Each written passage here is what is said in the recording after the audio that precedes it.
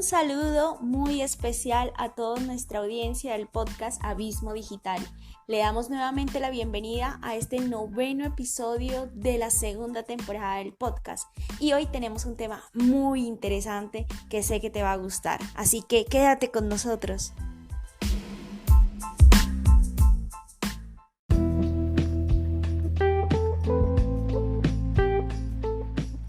Bueno, tal como te lo mencioné en el intro, hoy vamos a estar hablando sobre la evolución del software y cómo ha venido esta disciplina evolucionando y creciendo en los últimos años. Y para eso, pues nuevamente tenemos en este episodio a Michel. Y bueno, Michel, bienvenido nuevamente al podcast Abismo Digital. Muchas gracias, Karen, encantado de estar acá compartiendo con nuestros oyentes en este nuevo episodio de la segunda temporada. Bueno, Michel, ¿podrías comentarnos un poco sobre cómo inició todo este tema del desarrollo de software? Sí, claro. Bueno, el desarrollo de software formalmente comienza en la década de 1940 con la aparición de las computadoras. Las primeras computadoras que eran una combinación de circuitos electrónicos con muchos componentes mecánicos. De hecho, estas computadoras se programaban con tarjetas perforadas. Esa era la entrada que ellas recibían y con una matriz de sensores adaptados para leer estas tarjetas. Las computadoras procesaban esa información de entrada. Posteriormente, ya después de un tiempo prolongado de procesamiento, porque eran computadoras con rendimientos muy bajos comparados pues con lo que tenemos ahora, y esa salida, el resultado de todo el procesamiento de la información de entrada se podía ver en una impresora. Y ese era el desarrollo de la época, que en su momento fue un boom, pero que sin embargo estaba muy limitado a aplicaciones militares y científicas y otras pocas académicas. Pero en sí el desarrollo era muy limitado y era llevado a cabo por unos cuantos. Muy pocos eran los que se dedicaban al desarrollo de software en ese tiempo.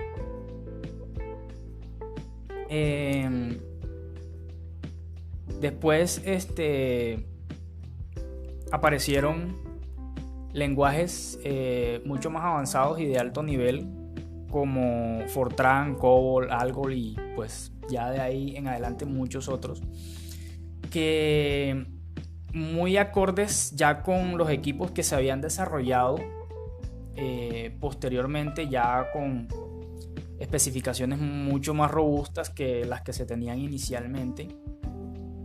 Estos lenguajes permitían desacoplar la parte del software de la parte hardware, porque anteriormente con la programación que se realizaba el software estaba muy acoplado al hardware y era muy dependiente del hardware. ¿Qué pasaba? Que cuando tú llevabas un programa de un equipo a otro, prácticamente tenías que reescribirlo porque la computadora que iba a recibir ese programa, esa información de entrada, no tenía la misma arquitectura que en la que se había creado el programa inicialmente. Estos lenguajes de alto nivel lo que permitieron fue eso, de cierta forma realizar un desacoplamiento y permitir en muchos casos que pudieras tener software mucho más portable que el que tenías anteriormente. Pues no se resolvió del todo con estos primeros lenguajes de alto nivel, pero sí se tuvo un avance muy grande en comparación con lo que se tenía al principio. Posteriormente nacieron otros lenguajes como C, C++, Java, Python, Ruby, como muchos de los lenguajes que tenemos ahora de alto nivel y que implementan paradigmas de programación mucho mejores de los que se tenían anteriormente, porque los primeros eran paradigmas secuenciales. Actualmente tenemos como base de la programación el paradigma orientado a objetos. De ahí nacen muchos otros, como el paradigma funcional, la programación orientada a eventos, programación reactiva, que son, digamos, que los paradigmas que están dominando el mundo de la programación actualmente. Bueno, retomando un poquito la historia,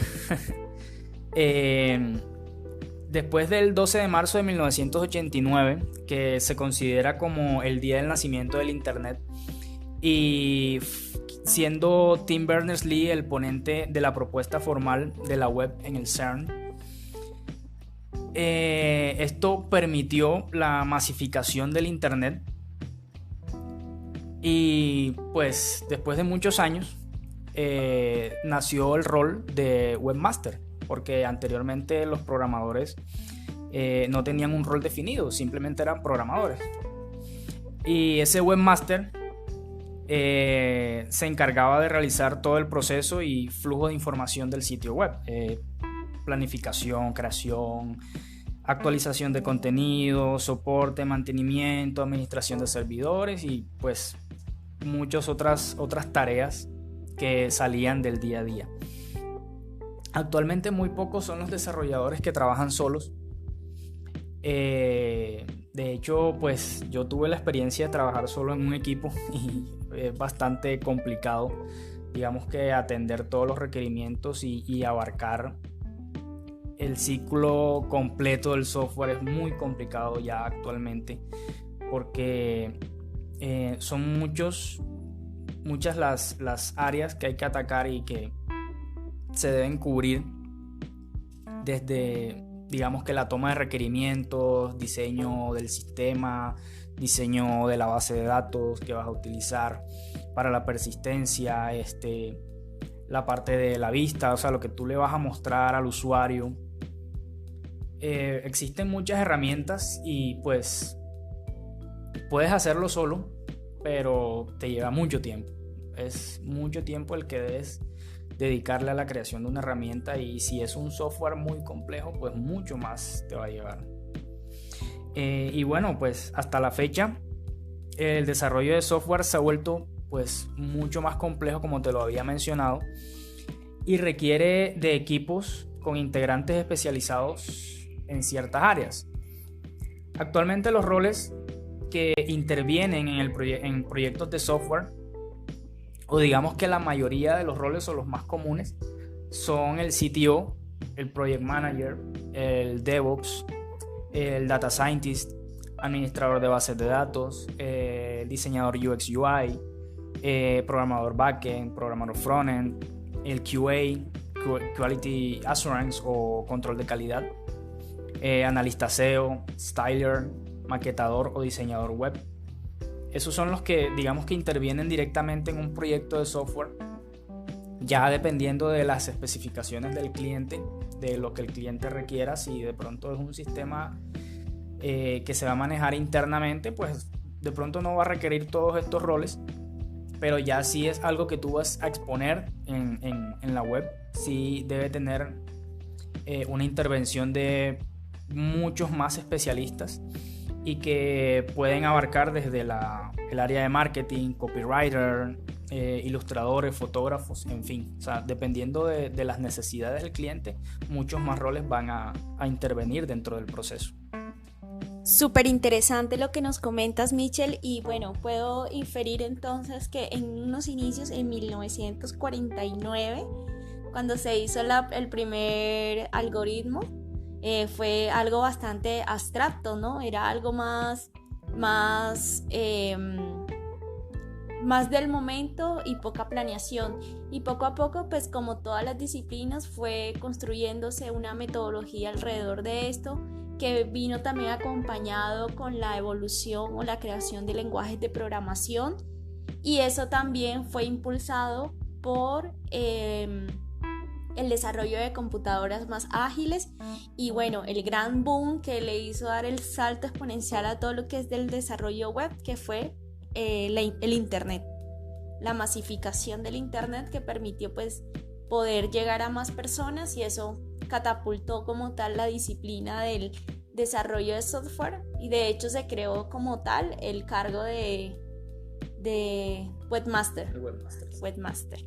Excelente información y bueno, también me gusta mucho la parte que mencionaste al final porque es importante también mencionar que un desarrollador de software pues no puede hacer todo el trabajo ni tampoco es digamos como muchas personas lo creen el que todo lo puede, sino que como todo en la vida pues debe haber un equipo, debe haber una metodología, debe trabajar con otras personas que también sean desarrolladores para que puedan como lograr la sinergia del equipo.